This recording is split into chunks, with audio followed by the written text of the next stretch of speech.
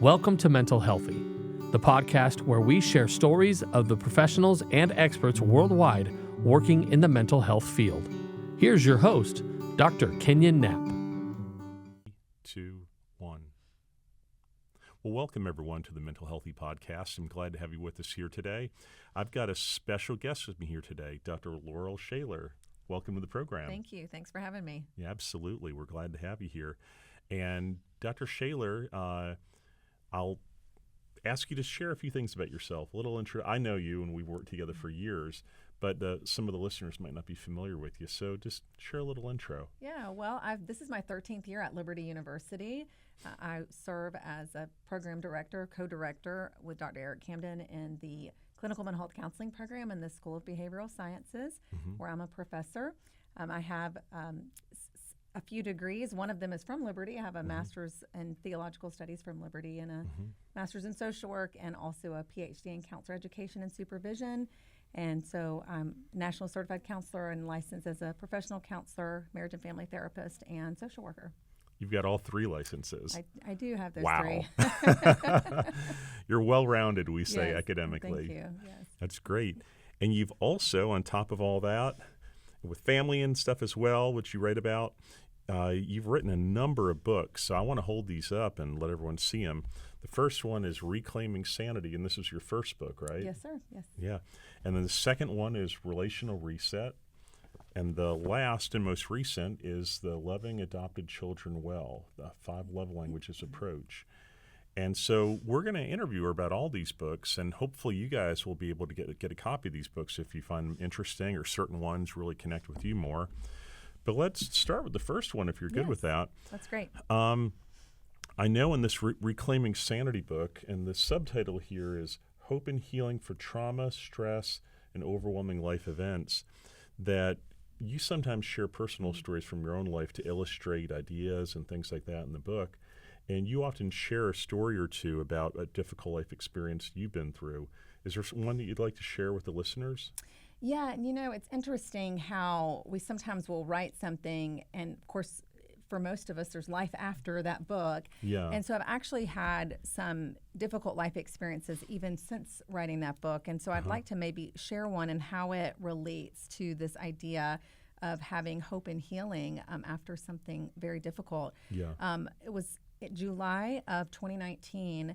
My father was diagnosed with acute myeloid leukemia, and he was hospitalized for a treatment. It usually takes a few weeks of treatment in the hospital. And about 10 days in, we got a phone call that my brother had died suddenly. And it was so shocking. I actually expected when the phone call came in that my father had passed, but I was just unbelievably surprised that my brother had died. Yeah. And we walked through that journey of grieving his death while my father was also still going through his treatment. And my father did live for 17 months, which was it was longer than we expected and shorter than we expected. Yeah. And so it was just a really difficult journey to experience that. And in the midst of all that, we adopted a child, and COVID happened, and my husband was deployed. So it was a really difficult time in my life, and much more difficult even than the experiences I shared in this book. But the Lord is so amazing in that He was still able to comfort me even through what He had revealed to me years before, which is that He really is the source of all comfort. And I think about His word that tells us that He comforts us so we can comfort others. And sometimes as a mental health professional, we don't want to acknowledge or admit that we're the one that needs help. But I was, I was at the end of myself, and I had to cling to Him, and I had to look to support in order to get through that difficult time.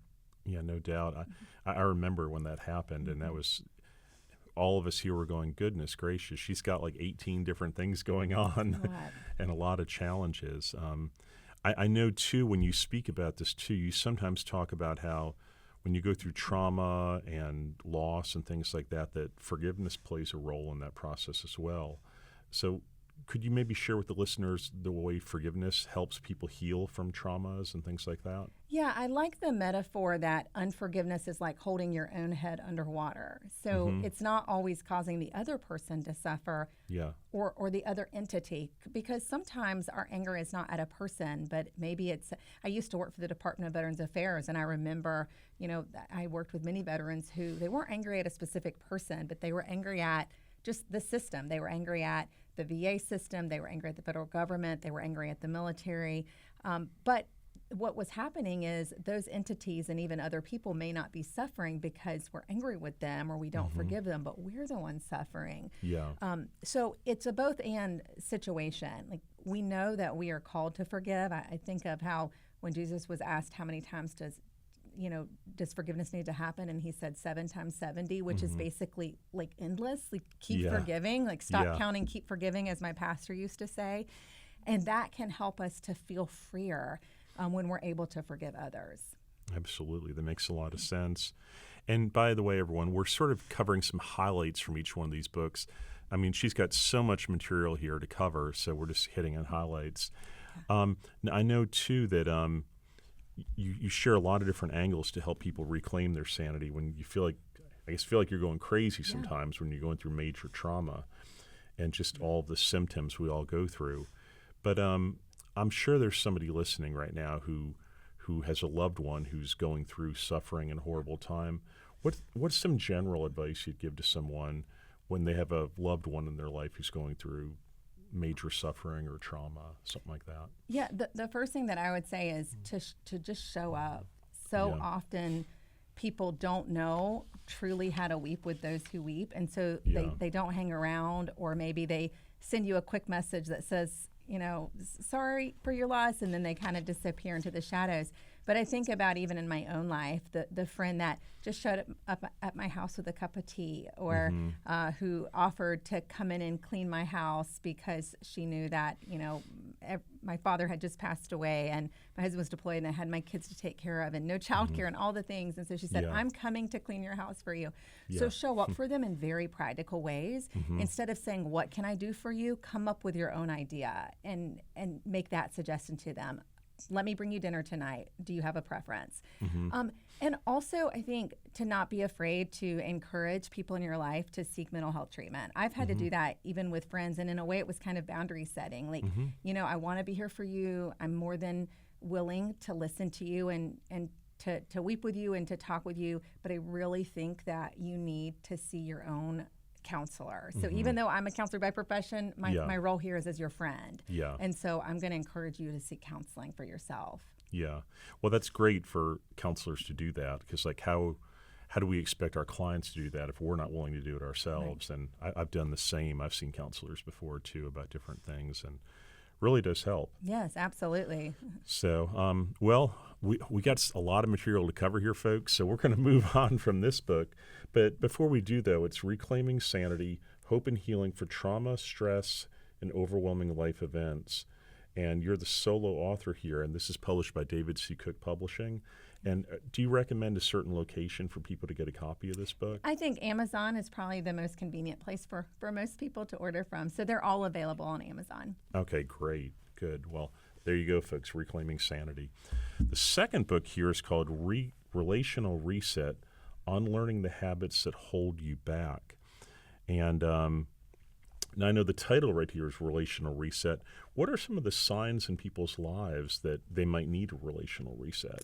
Yeah, and I wanted to kind of give a little bit of an imagery. Sure. This design on the book, which I love, it kind of is meant to help you think about when you have a hairdryer plugged in and all of a sudden it goes out, or you have something else plugged in and it goes out, that sometimes you just have to hit that little reset button and it gives it that like extra charge and it gets it working again. Yeah. So sometimes we need a reset in our relationships. And if you're finding yourself frustrated or worn out or impatient or just really struggling with a relationship, it might be time to reset that. Yeah, that makes sense. So it's all about how to start over again, per se, or get a fresh start in relationships. Start. Right, that's right. Turn over a new leaf. Yeah. Now, I've read about this a little bit, and I know you say that sometimes technology can play a role in relationships going well or not doing well. Could you speak a little bit about that? Yes, technology. It's like we can't live with it. We can't live without it, right? It's wonderful when it works. We're using technology right here to communicate with the audience. So it's great, but sometimes it can also be a barrier.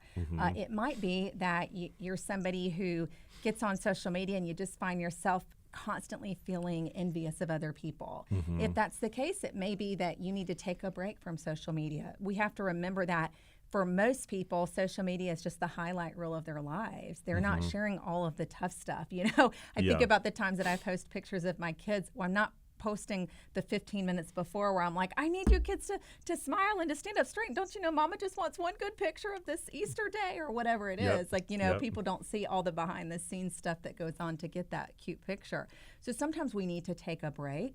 The other thing is it can really be an energy vampire. Like it can really take all of our time and we're not being productive in other ways. So sometimes we have to say, I'm only going to spend 15 minutes a day on social media, or I'm going to take the Facebook or the Instagram app off my phone so that I'm not constantly looking at it. So sometimes it's about setting those time boundaries. So we really need to be aware of how technology interferes with our ability to be with other people, with your kids, with your spouse. If you're constantly on your phone, like you think about the little kid that is constantly going and getting between mama and mama's phone. Well, that's because they want and they need and they deserve the attention. So we got to learn to set the technology aside for periods of time in order to be really all in for our relationships. Absolutely. You know, I think a lot of the listeners right now can relate to that too, because a lot of them are online students or professors that teach online. And if I'm going to keep it real here, last night I was at home and I was sitting in the living room and my wife was there and she teaches some adjunct work for Liberty as well. And we were both sitting there on our computers, click, click, click, click, click, click, click, and all this whatever. And at some point we were just like, you know what? We need to actually have a conversation ourselves instead of just technology just sort of sucks the energy out of the room. Yes. And I know, I mean, if it's social media, it can be a form of connection, but it's a really shallow connection.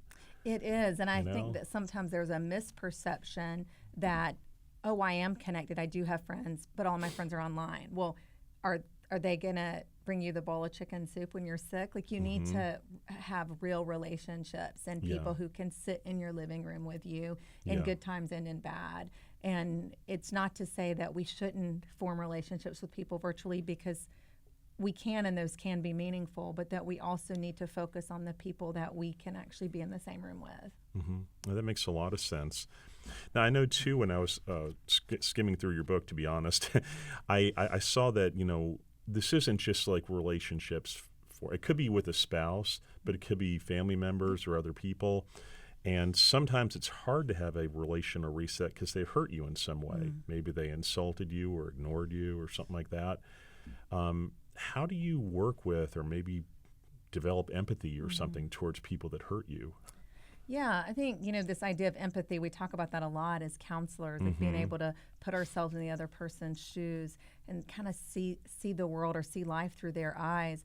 Sometimes I think we have to try and recognize if the other person is doing the best that they can with the resources they have at the moment. I know that since becoming a mom, I've developed a lot more empathy for my own mother. And I have a great mom, and she was a great mom growing up, but I could see how difficult of a time she may have had. She had 5 children. I only have 3. I still think mine are a bigger handful, Mama. But, you know, it's like just recognizing that sometimes people really are doing the best that they can. And just like other people hurt us, but we've hurt other people as well. And so we can't put ourselves up on this pedestal and act like, well, everybody should do everything that I want them to do. And, you know, at all expense, it's all about me, because then that becomes very selfish and self-centered. So just recognizing that oftentimes other people are doing the best that they can. And we don't have to excuse bad behavior. We don't have to have trust or safety immediately, you know, reestablished. We don't have to reconcile with everyone in a way that brings us harm. At the same time, we can at least try and reflect on what it might be like to be them. Absolutely. Well, that's a great quick summary of the book, Your Relational Reset. Unlearning the Habits That Hold You Back, and you're the solo author here again. And this is by Moody Publishing, also available on Amazon. Yes, sir. So I'd encourage you all to check that out as well. And while we're checking out stuff, I need to ask you to take a break for a second here and listen to the sponsor. Hey everyone, this is Dr. Knapp. I wanted to tell you about Empower Counseling PC. It's a Forest, Virginia-based counseling agency that serves clients in all areas of mental health with in-person therapy sessions or telehealth within the state of Virginia. With 27 counselors, a psychiatric nurse practitioner, and an eating disorder registered dietitian, their mission is to treat the whole person. They specialize in eating disorders, postpartum, play therapy, PTSD, substance abuse, infertility, grief, marital issues, and so much more. Please visit them at www.empowercounseling.info to learn more about their services and their compassionate team. Now back to the podcast. Final book, your most recent book, which is Loving Adopted Children Well, a 5 Love Languages Approach. And now I see your first 2 books, you were the solo author, but this one, you wrote it with some guy named Gary Chapman. I don't know who that is. I know. I mean, you know, 20 million books sold, but who's counting? Exactly, yeah. And so could you give us like a general introduction to this book? Like what prompted you to write a book about adopted children? Well, excuse me. I'm so sorry. I'm going to take a sip of water. Yeah. Should I ask the question again or just go? Okay, yeah, I'll ask it again. It's all good. Yeah. So I see this book here is about loving adopted children well, and you wrote it with Gary Chapman. And give us a little general introduction. Like, why did you write a book about adopted children? Well, adoption is a part of our story, and so this is one of those places where personal and professional meet. Yeah. So I'll share a little bit about our family and then about how the book came to be. Yeah, please. So my husband and I have been pursuing adoption for many years, and about 5 years in, we had an opportunity to help care for this little girl. One Wednesday night at church, my childhood Sunday school teacher came up to me and said that she knew somebody who had custody of one of her relatives, and she was looking for an adoptive family, and would we be interested? Mm-hmm. And I didn't think it would ever work out, but I agreed. Yeah, sure, you can give her my number. And lo and behold, it did work out. And in time, we were able to obtain custody, and we were able to then follow up with adopting this child. And to be clear, adoption is a place where joy and sorrow meet. That it always starts with trauma. There's always a hardship. This precious child could not return to her biological parents, and she needed a home. And so we felt like the Lord had called us to be that safe place for her. And she's now 8 years old. And so we've come a long way, with, of course, a long way to go. But it was a real blessing to become parents to her. And we really thought that, the Lord had blessed us with this one child, and that was it. Well, a few years later, we got a phone call from the attorney who had finalized that adoption, and he let me know that he had a young lady that he knew who was 8 months pregnant, who said, I don't know if she's having a boy or girl, but she wants to place her child for adoption. Are you and your husband, Nick, interested? And I said, yes. And he said, well, do you want to ask your husband? And I said, he'll say yes. And thankfully he did. And so we moved forward with adopting our little fellow who's 5 years old now. And we really thought we were done then. Yeah.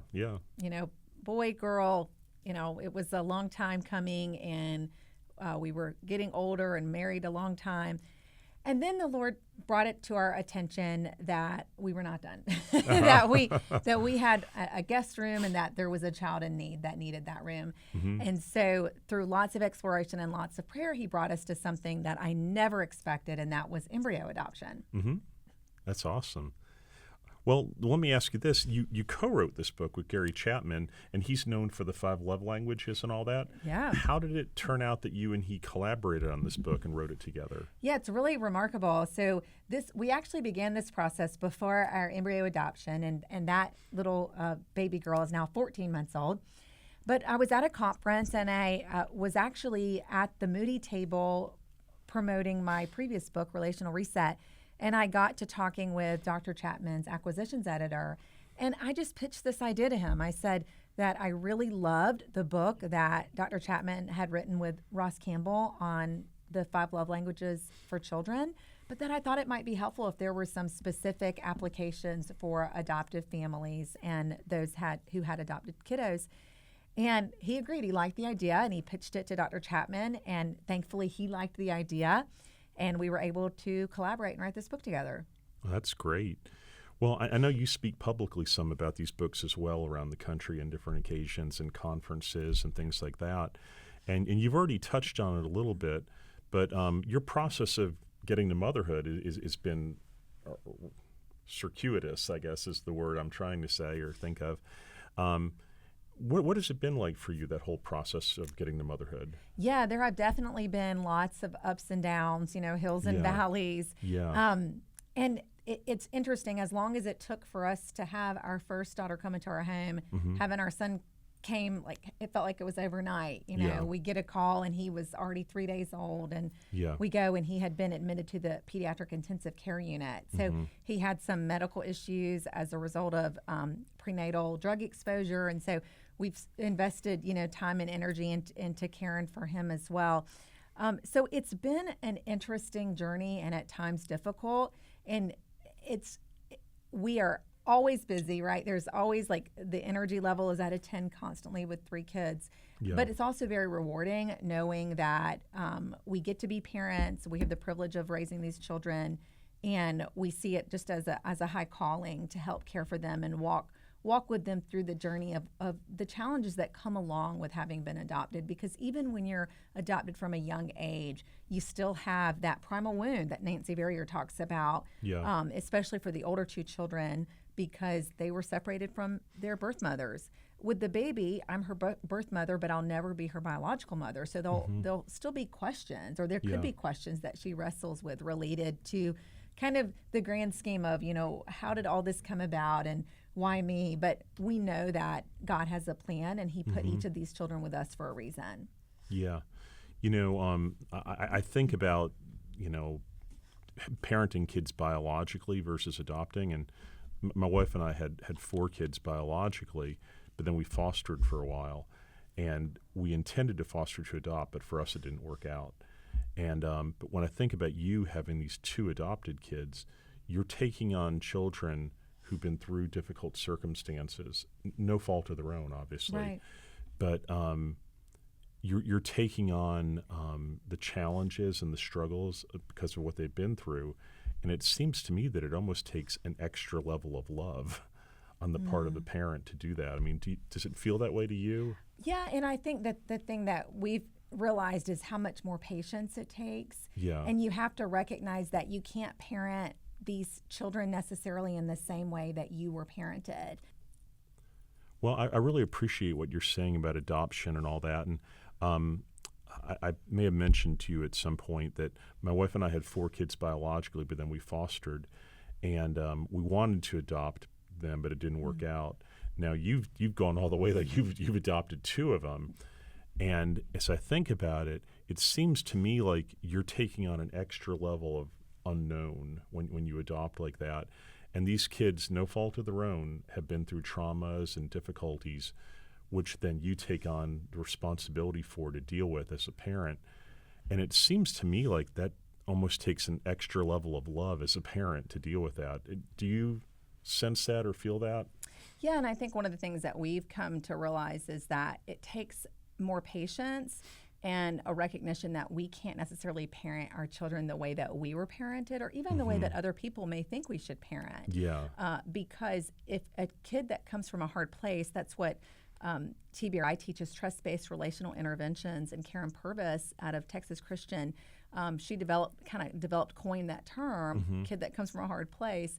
And even if they're very young, they're still coming with that primal wound that Nancy Verrier talked about. So these children are separated. Our oldest 2 were separated from their birth moms. Our baby, of course, was not, because I'm her birth mother, but I'll never be her biological mother. So there still could be questions for her.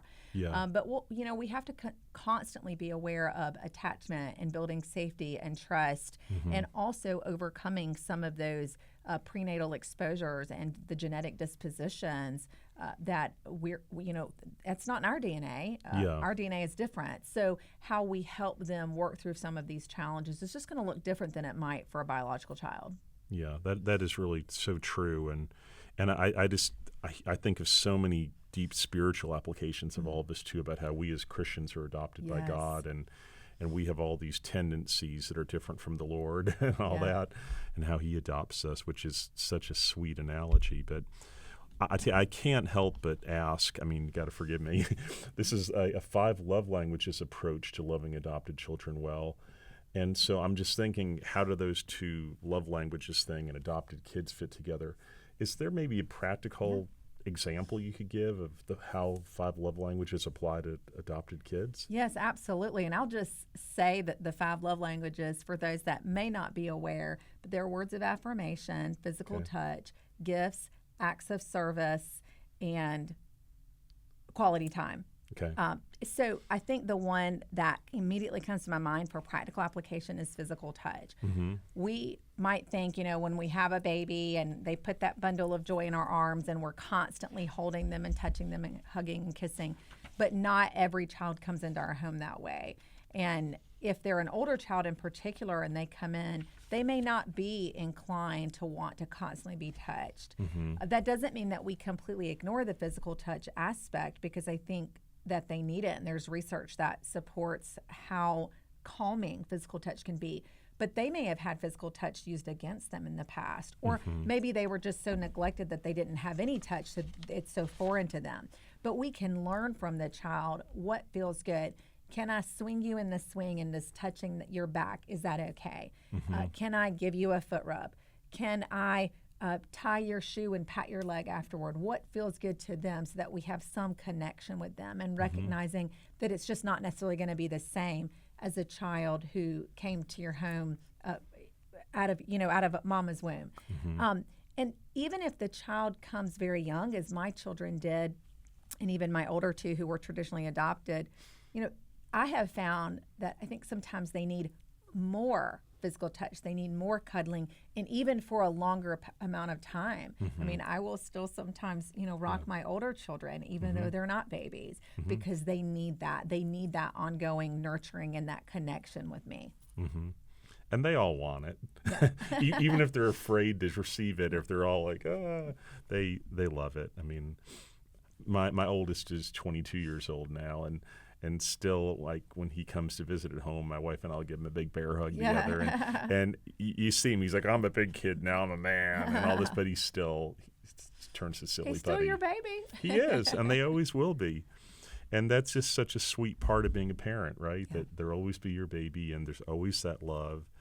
And you've got a whole bunch of books that cover all these topics really well. So once again, folks, Loving Adopted Children Well, a 5 love languages approach, where you co-author it with Gary Chapman, and then Relational Reset and Reclaiming Sanity. And, I couldn't get to the end of this without asking you, I mean, you've authored 3 books already, and there's some people out there, who like aspire to the idea of writing a book like this. Do you have any thoughts or advice maybe for somebody who's thinking like, oh, one day I'd like to do that? Because a lot of people go, I don't even know where I'd start to write a book. But you've done it. So what thoughts would you share with the listeners? Well, I think the first thing I would say is don't write unless you can't not write. Like, it has to be burning inside of you, because it takes a lot of time, and you may not see the reward that you think you will see. So you want to write because the Lord has placed a passion on your heart that you just got to get out and share with the world. And if you have that passion, that fire, then I would suggest that new authors or starting out authors should seek out a literary agent, because most publishing houses are not receiving manuscripts without an agent representation. And even those that do accept unsolicited manuscripts typically are more inclined to look at those that come from agents. So seek out an agent. You can find information online about how to query an agent. Take your top choice and submit a query letter to that one agent, and wait for them to reply before you try to reach out to somebody else. And in time, if it's the right fit, I feel confident that the individual can get an agent. And then the other piece of advice I would give is for a nonfiction book, I would recommend not writing the whole book. That start out with just a chapter or two, because they're going to want some sample chapters. Yeah. Now, fiction books, sometimes they'll ask for the entire manuscript before they consider it. But nonfiction, I mean, you could write it, but just be aware that you may wind up self-publishing. And there's nothing wrong with self-publishing, but if your dream is to be a traditionally published author, I would just write 2 or 3 sample chapters and then let them give you feedback, because that could change the whole direction of your manuscript. Absolutely. Well, that's good advice from someone who's been there and done that and succeeded, honestly, folks, because these are great books and they've been well received all across the country. And I've heard so much good feedback from people. So thank you for being on the podcast. Thank you so much for having me. Yeah, I really appreciate your time, and I hope you all get some of these books available on Amazon. And this is just great stuff. So, and thanks for teaching here and being part of administration as well. Well, thank you so much. Thanks for listening to this episode of Mental Healthy. If you want to hear more episodes, please hit the subscribe button wherever you get your podcasts, and head to linktree.com/mentalhealthypodcast for all of our social media platforms with the latest mental healthy content. If you have a story to share that relates to what we discussed in this episode or any other episode, please contact us at mentalhealthy2020@gmail.com. That's mentalhealthy2020@gmail.com. Thank you, and God bless.